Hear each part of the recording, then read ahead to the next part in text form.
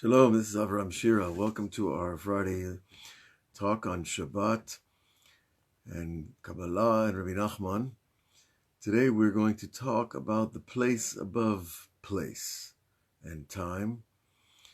We are in Torah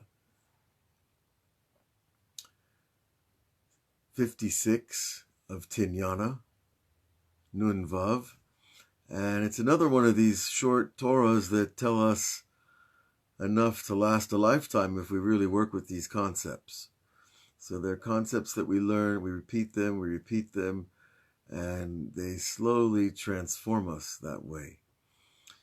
And it is not meant to be an instantaneous revelation, but rather a slow transformation. The Rebbe says, listen closely, Kishayesh le'adam lev, when a person has a heart.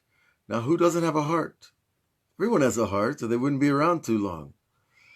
But of course, we're not talking about just the pump that pumps blood through your body, but the lev basar, the feeling heart, the heart that has compassion and understanding. And when a person has this heart, ein shayach etzlo makom klal, the idea, the concept of space has no connection to him. When you have a heart, there is no space. You are in the space of your heart. Your feeling reality is not bounded by the four dimensions that create space. He goes on to say, Ki adraba, rather the opposite is true. Hu makamo shel olam. When a person has a heart, he becomes the place of the world. You know, there are several rabbis at Nar Shalom that they don't go anywhere. Almost nowhere. They go home to shul, back home, back to shul. You know, once in a while they'll go, to the mikveh, of course.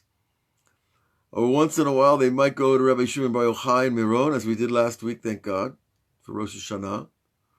Or once in a while, they'll go to the kotel, if there's a reason. And I asked Rabbi Uri, my Rebbe there, why doesn't he go visit Rav Sharabi's grave, the founder of Nar Shalom? With a kotel, he says, very simply, he said with utter sincerity, he said, when you're with Hashem, Hashem is everywhere. And when you're with Hashem, you don't need to go anywhere. So your heart makes you the part of the place of the world. He'll explain. Because godliness itself, the light, the transcendental light of God, that light which is not bound by time and space. That is by our minds. Because our mind is essentially a tool for living in time and space. But there is a light much greater than, the octane fuel that runs your brain. And this light is godliness, elokut, hu belev, but it's in the heart. As it is written, Tzor levavi, the rock of my heart. You know that famous song, rocking my soul in the bosom of Abraham, the rock of ages. What's that rock of ages? Why is God like a rock? That doesn't seem like a very complimentary metaphor. But yet a rock is solid and stable and it doesn't go anywhere. Because it is the place. God is the place.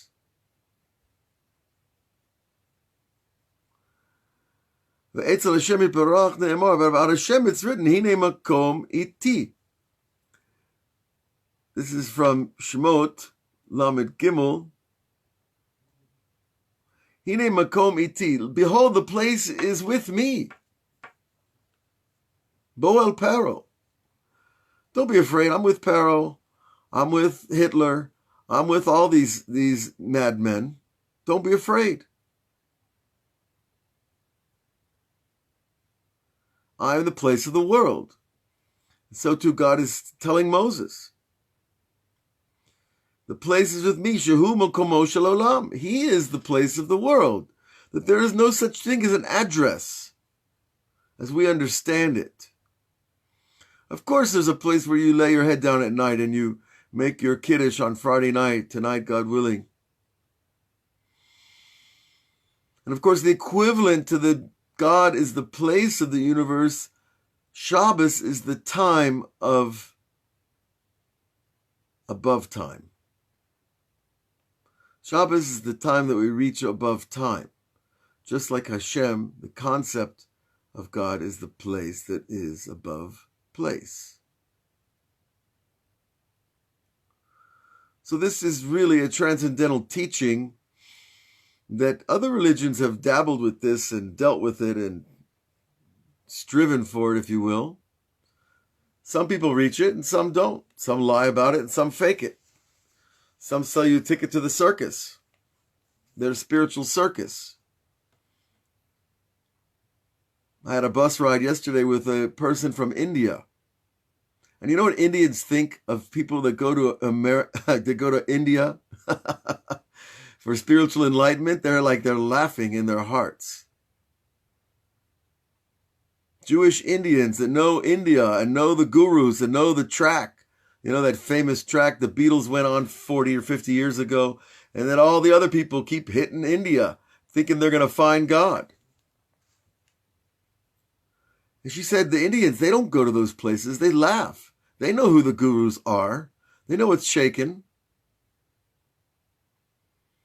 Because when you know time and you know space and you know God, then you don't need to go anywhere.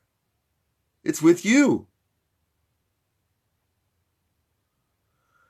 Now, we've all had the urge to travel. We all have that need sometimes to get out of our space, to get out of the bubble, to break the connection that when we feel stuck in time and space. Well, all of Eretz Israel is built for that. But even here, we have to go other places. We've spoken of it before, the portals of holiness that we find by the graves of the righteous, the holy places where people pray intensely, sincerely. You know, when you reach this place that you don't need to go anywhere, you know, every synagogue you go into, you can feel what's happening over there. The level of the sincerity of the prayer. Because when you taste that level, then you know how to judge. Now, if you've never tasted the wine, as Rabbi Nachman calls it, the Hungarian wine, of course, that's the wine of his Torah, and his Torah is the way we get to these ideas. Then you can measure, once you taste it, once in your own soul. One time that you know that your God is inside you, and spacelessness is inside you, and timelessness is in your Shabbat. You won't be fooled anymore. And you won't even be afraid of being fooled. This is a question that comes up over and over about the rabbis of our generation, previous generations, who's real, who's not real. There's a lot of messages going on around there. We're not going to talk about that today, except that we should know that there is a way to know the truth. And we have to be, first of all, we have to be true ourselves. If we're true ourselves, then we'll start to understand the truth around us. But Hashem, He is the place of the world, and Shabbat is the time above time. Ve'ein ha'olam makomo, don't say that God is in the world. Say the world is in God. God is much bigger than this universe, because there are more than one universes. It might be hard for you to imagine, but there's a place, a hyper-light, hyper-speed, faster than light universe, where you can get from here to Mars faster than Elon Musk, trust me, and his little car out there. Oh boy. You know, there's a faster place than the physical imagination can go. But the spiritual imagination can go there. And when mankind conquers space, it's not going to be through rockets. It's going to be through his mind. And the transcendental internet. Perhaps we'll do another class on that sometime. Nonetheless, when you know that Hashem is the place and you're with him, then you become the place. And you don't have to go anywhere. And when you know Shabbat is the time, you want to be in Shabbat all the time. Sunday, Monday, Tuesday, Wednesday, Thursday, Friday. You want to be in Shabbat as well. So there are tools, we've talked about it many times, about the little things we can do during the week to make Shabbat closer to us. To keep our consciousness there. Okay. Now he provides us another detail. Someone who has a Jewish heart, an Israeli heart. It's very interesting, by the way, in Likutei Moharan, that Rabbi Nachman switches between Jewish, Yehudi, and Yisraeli. Because, remember when he was writing this 200 years ago, there was no Medinat Yisrael. I don't know if Jews went around calling themselves Yisraelis like they do today. And even today, when you call yourself Yisraeli, it means you have a Tudat Zahut. You have a membership card. But usually Jews call themselves Jews or Yidden or a few other names that maybe we shouldn't mention. Ay, ay, ay. But the Rebbe here switches to this language all the time between Israeli and Yehudi, and I think there's something woven in there that we're not quite asking the question. But I think in his forethought and his Ruach HaKodesh, he knew there was going to be a Jewish state, and there was going to be this term called Yisraeli, a Jewish heart.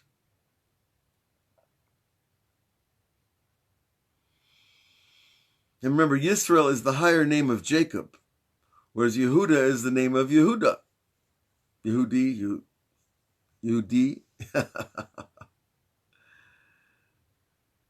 There is a shift. Yehuda is the name of Malchut, the lower vessel in the 10 sfirot of the tree of life, whereas Yisrael is the upper third of the heart, whereas Yaakov is the lower 2/3. It's also compared to Rachel and Leah, split masculine and feminine. So this shift of Yisraeli is very important. Anyways, if you have a Jewish heart, a Yisraeli heart,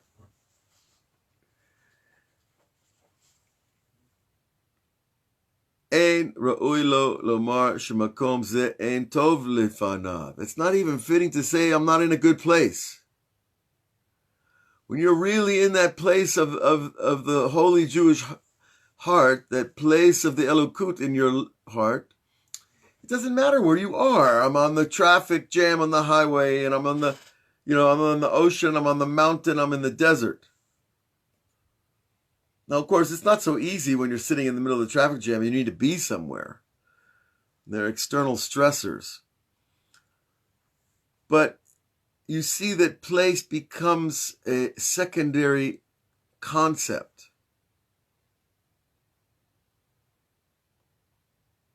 It's like your old school.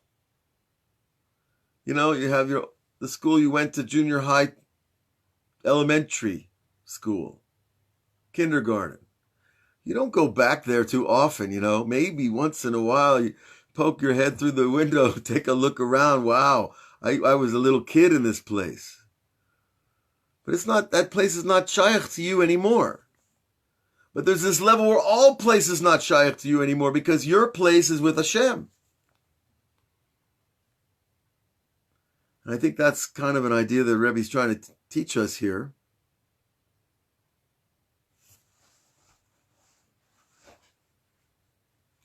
Ki ad rabba He repeats the idea, the opposite is true. Hu makomo shel olam, that such a heart, such a person is the place of the world.